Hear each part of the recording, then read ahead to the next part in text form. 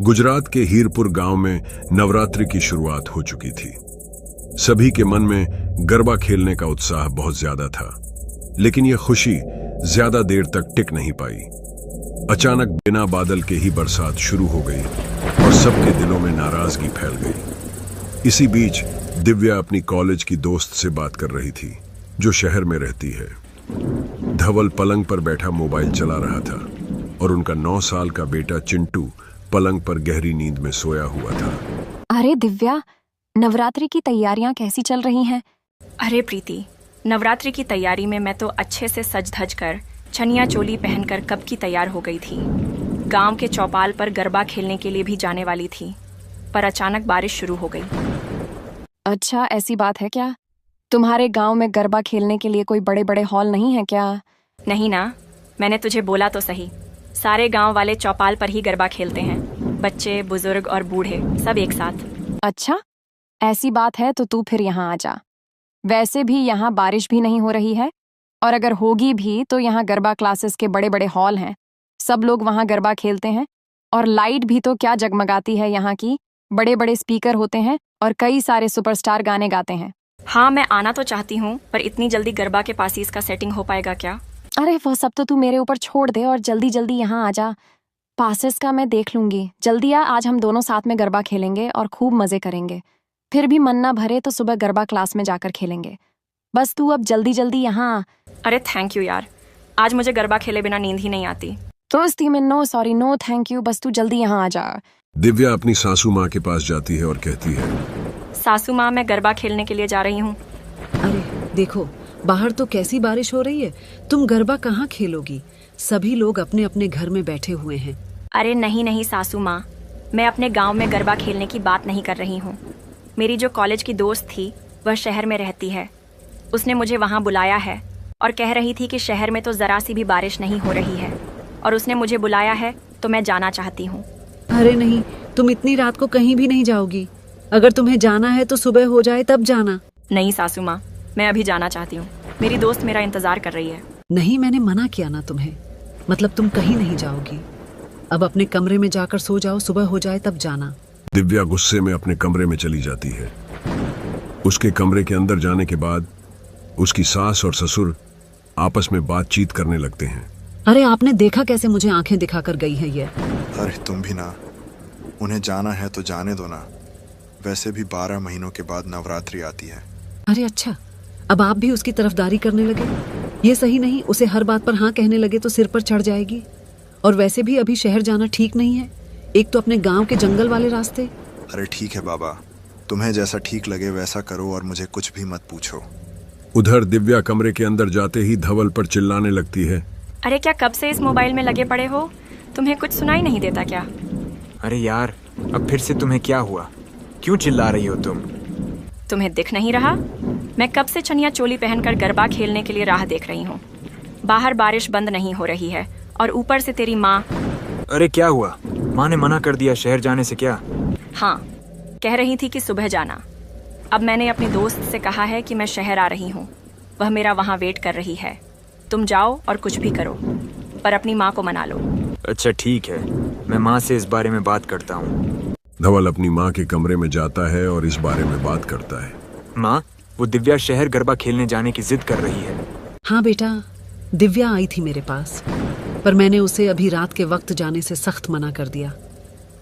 देख बेटा, मैं तुझे सच सच बताती हूँ, अभी नए दिन शुरू हो गए हैं, मतलब माता रानी की शक्तियाँ भी हमेशा हमारी रक्षा करती हैं, और इसी समय भूत प्रेत की शक्तियाँ भी कई गुना बढ़ जाती हैं। वह नए दिनों में सुनसान जंगलों और सुनसान रास्तों पर वर्चस्व कायम कर लेती हैं, और लोग कहते हैं इस समय कोई आत्मा वगैरह अगर शरीर में जाए तो उसका शरीर कुछ ही दिनों में पूरा सुखा देती है।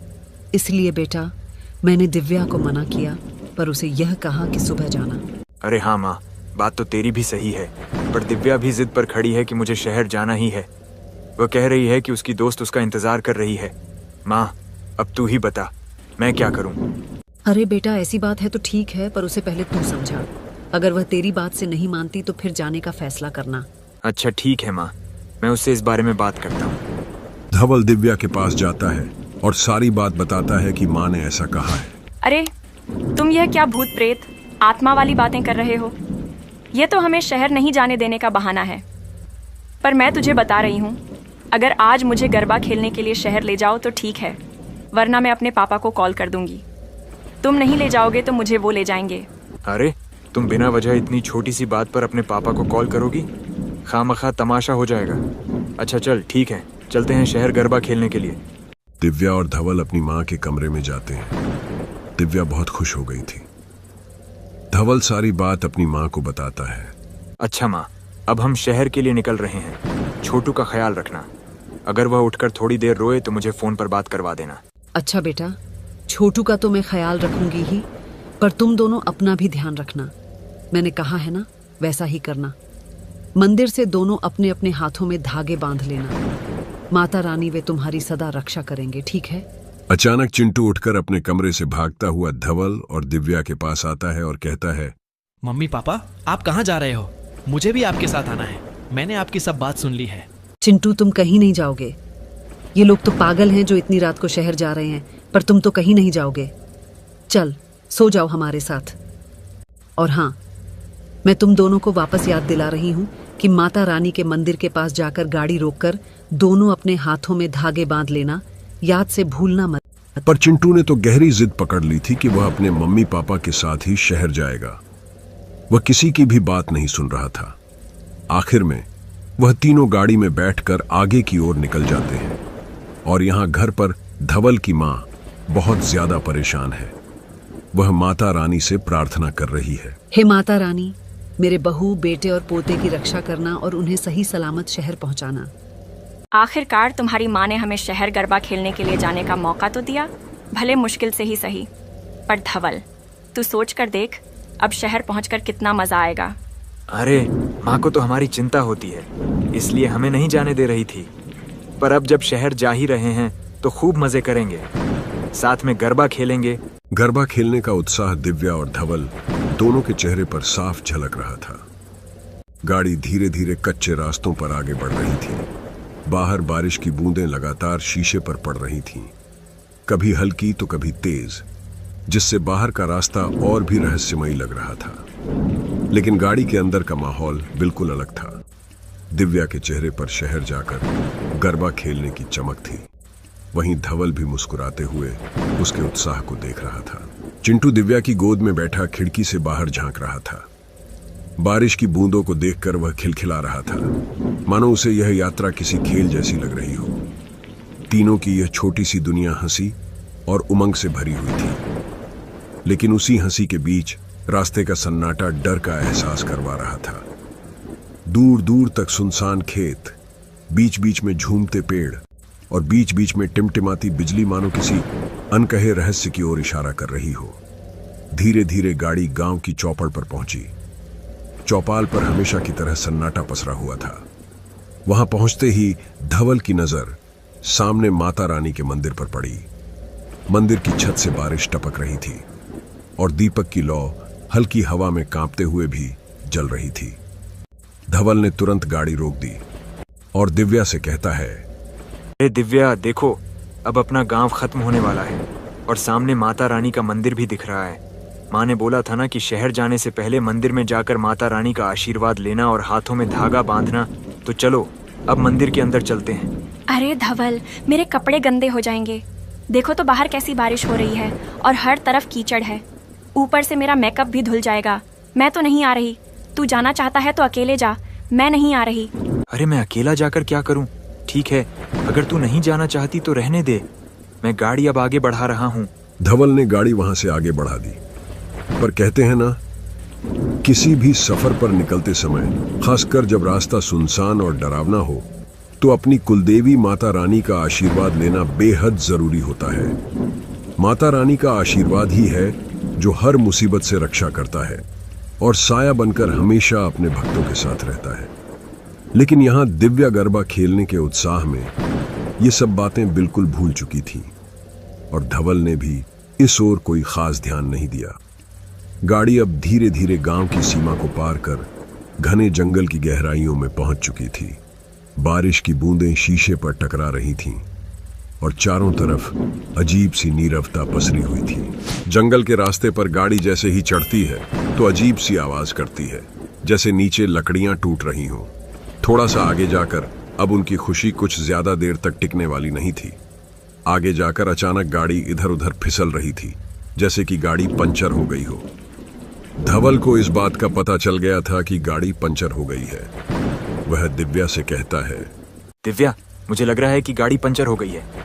अरे नहीं, अब हम क्या करेंगे? ये पूरा सुनसान जंगल है, यहाँ पर हमारी कौन मदद करेगा? अरे दिव्या, तुम डरती क्यों हो? इसी रास्ते थोड़ा आगे चलेंगे। हमारे गांव के गंगाराम काका की चाय नाश्ते की दुकान है। वह हमेशा वहां रहते हैं, दिन हो या रात। हम उनके पास पहुंचेंगे तो हमारी मदद जरूर करेंगे। अभी टायर में पूरी हवा खत्म नहीं हुई है। मैं धीरे धीरे दुकान तक गाड़ी चला दूंगा। पर धवल, वह हमारी मदद तो करेंगे ना? अगर उन्होंने हमारी मदद नहीं की तो हम इस सुनसान जंगल में कहाँ जाएंगे? किससे मदद मांगेंगे? अरे नहीं नहीं, ऐसा नहीं होगा दिव्या। गंगाराम काका हमारे पापा के पुराने दोस्त हैं। वह ऐसा बिल्कुल नहीं करेंगे। वह जरूर हमारी मदद करेंगे, तो हिम्मत रख। अच्छा ठीक है धवल, तुम गाड़ी आराम से चलाना। गाड़ी फिसल रही है, कहीं पेड़ या किसी चीज से टकरा गई तो बड़ी दिक्कत हो जाएगी। अब मुझे सच में बहुत डर लग रहा है। धवल बहुत सावधानी से गाड़ी चला रहा था। सुनसान जंगल वाला रास्ता धीरे धीरे पीछे छूट रहा था। बारिश अब भी लगातार हो रही थी और मिट्टी का कीचड़ गाड़ी के पहियों में चिपक रहा था। धीरे धीरे गंगाराम काका की चाय नाश्ते की दुकान दिखाई देने लगी। गंगाराम काका अपनी दुकान के पास अकेले खड़े थे। हल्की रोशनी में उनकी आकृति साफ दिख रही थी। धवल गाड़ी धीरे धीरे रोकता है और तीनों, धवल, दिव्या और छोटू, गाड़ी से बाहर उतरते हैं। तीनों काका के पास जाकर सम्मानपूर्वक खड़े होते हैं और कहते हैं, अरे गंगाराम काका, कैसे हो? कैसा चल रहा है आपका यह चाय नाश्ते का धंधा? और कभी आओ हमारे घर पर। अरे बेटा, तेरी आवाज तो सुनी सुनी लग रही है, लेकिन चेहरा कुछ खास पहचान में नहीं आ रहा है। तू किसका बेटा है? अरे गंगाराम काका, मैं गोविंद लाल का बेटा धवल हूँ। याद है, आप पहले मुझे अपने साथ ही रखते थे और हम दोनों बहुत मस्ती किया करते थे। शायद आपको मैं कई सालों बाद दिखा हूँ, इसीलिए मेरा चेहरा पहचान में नहीं आ रहा। अरे तू गोविंद लाल का बेटा है? अरे बेटे, मैंने तुझे कई सालों बाद देखा। पर बेटे, तू इतनी रात को इस जंगल में क्यों घूम रहा है? और ये तेरी बहू और बेटा है क्या? हाँ काका, ये मेरी पत्नी है और ये मेरा बेटा चिंटू। दरअसल हम शहर जाने के लिए निकले थे, लेकिन हमारी गाड़ी पंचर हो गई है और अब आगे नहीं जा पाएगी। काका, क्या आप हमारी कुछ मदद कर सकते हैं? अरे हाँ बेटे, क्यों नहीं, मैं तुम्हारी जरूर मदद करूंगा। यहाँ से रतनपुर बहुत ही पास है। मैं वहां से एक मैकेनिक को बुलाकर लाता हूँ। तब तक तुम लोग मेरे घर के अंदर चले जाओ। तुम्हारा बाहर रहना सुरक्षित नहीं है। मैं तुरंत मैकेनिक को बुलाकर लाता हूँ। गंगाराम काका का छोटा सा घर दुकान के पीछे होता है। वह उसी घर में चले जाते हैं और गंगाराम काका अपने बर्तनों को दुकान के अंदर रखने का सोचते हैं। अंदर धवल, देखा ना, मैं तुम्हें पहले ही कह रहा था कि गंगाराम काका हमारी जरूर मदद करेंगे। अरे हाँ, ये तो बहुत अच्छे इंसान हैं, वरना इतनी रात को कोई भी किसी की मदद नहीं करता। वाकई बहुत अच्छे हैं काका। अच्छा चलो, अब थोड़ी देर के लिए सो जाते हैं। तब तक गंगाराम काका मैकेनिक को लेकर आ जाएंगे। हाँ चलो, चल चिंटू, अब थोड़ी देर सो जा, फिर हमें आगे का रास्ता भी तय करना है। तीनों एक पलंग पर सो गए थे। अब रात और भी गहरी हो चुकी थी। बाहर बारिश की लगातार टप टप की आवाज गूंज रही थी और कभी कभी तेज हवाएं चारों ओर हवा में उछलती थीं। पूरी खामोशी में केवल बारिश की आवाज ही सुनाई दे रही थी और आसपास का माहौल कुछ डरावना सा लग रहा था। इसी बीच दिव्या की आंख खुलती है और वह महसूस करती है कि चिंटू अपने पास नहीं है। चारों ओर निगाह दौड़ाती है, लेकिन कहीं भी उसका बेटा दिखाई नहीं देता। घबराई हुई वह तुरंत धवल को जगाती है। धवल उठकर इधर उधर देखता है, लेकिन चिंटू का कोई अता पता नहीं है। उसकी चिंता बढ़ जाती है और दिल धड़कने लगता है। वह घबराते हुए दिव्या से कहता है, अरे दिव्या, हमारा बेटा चिंटू कहाँ गया? पता नहीं, मैं कब से कमरे में उसे ढूंढ रही हूँ, पर कहीं नहीं मिल रहा। इसलिए मैंने तुम्हें जगाया। मुझे लग रहा है कि वह घर से बाहर निकल गया है। चलो बाहर जाकर उसे ढूंढते हैं। मुझे बहुत डर लग रहा है, उसे कुछ हो ना जाए। है भगवान उसकी रक्षा करना। दोनों बहुत ज्यादा घबराए हुए थे। बेचैनी और डर उनके दिलों में पूरी तरह छा गया था। वे घर से बाहर निकले, लेकिन चिंटू कहीं दिखाई नहीं दे रहा था। धवल और दिव्या ने जंगल की गहराइयों की ओर बढ़ने का फैसला किया। धीरे धीरे वे आगे बढ़ते हैं। दिव्या जोर जोर से चिंटू का नाम पुकार रही थी, लेकिन कहीं से कोई जवाब नहीं आया। धवल कुछ बोल भी नहीं पा रहा था। उसके दिल पर गहरा सदमा लग चुका था। जैसे जैसे वे आगे बढ़ते हैं, रास्ता और भी सुनसान और डरावना होता जाता है। चारों ओर सिर्फ पेड़ों की खड़खड़ाहट, बारिश की आवाज और तेज हवा की सरसराहट सुनाई दे रही थी। थोड़ा और आगे जाने पर उन्हें एक अजीब सी परछाई जैसी आकृति दिखाई देती है। वे धीरे धीरे उसकी ओर बढ़ते हैं, लेकिन वह छोटू नहीं थी, वह एक चुड़ैल थी। उसकी लंबी जटिल केश और काली पोशाक बारिश में भीग रही थी और उसकी आंखों से डरावनी चमक बाहर झलक रही थी। चुड़ैल गहरी हंसी निकालती है और उनकी तरफ बढ़ती है। धवल और दिव्या की धड़कनें तेज हो जाती हैं। उनके कदम थम जाते हैं, लेकिन डर और चिंता उन्हें आगे बढ़ने से रोक नहीं रही थी।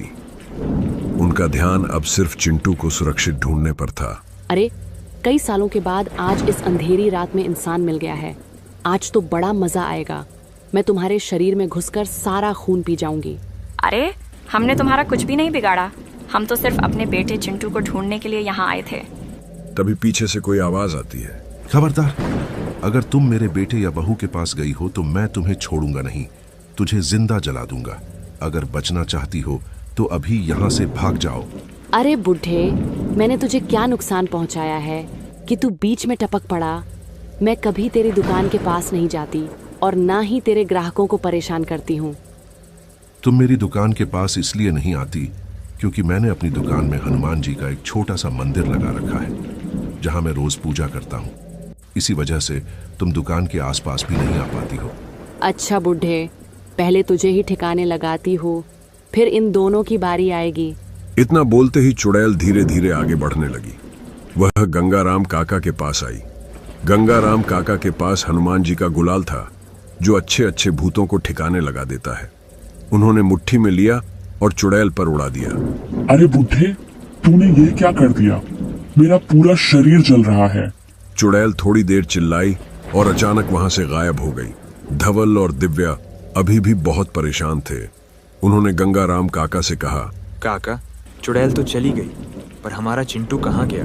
वह कहीं भी नहीं मिल रहा। अरे क्या बात कर रहे हो? चिंटू तो मेरे साथ आया था।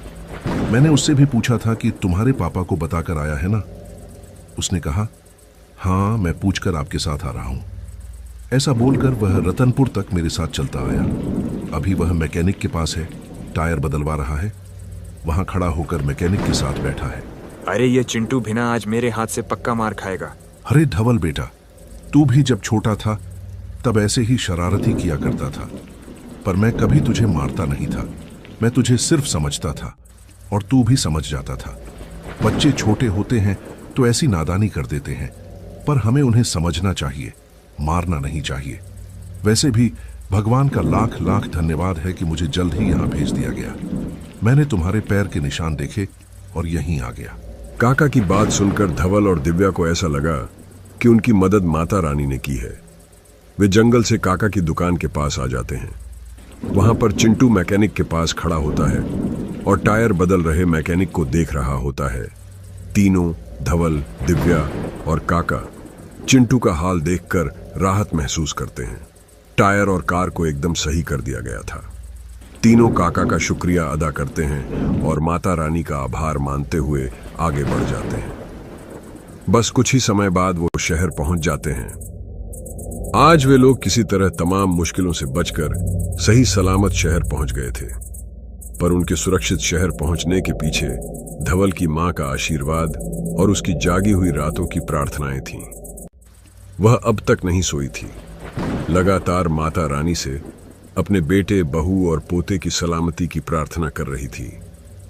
शायद उसी सच्ची प्रार्थना की ताकत थी कि आज उसका पूरा परिवार सुरक्षित शहर पहुंच गया। पर जब भी आप किसी लंबे सफर पर निकले, विशेषकर ऐसी अंधेरी रातों में, तो एक बार अपनी कुलदेवी माता के मंदिर में जाकर दर्शन अवश्य करें।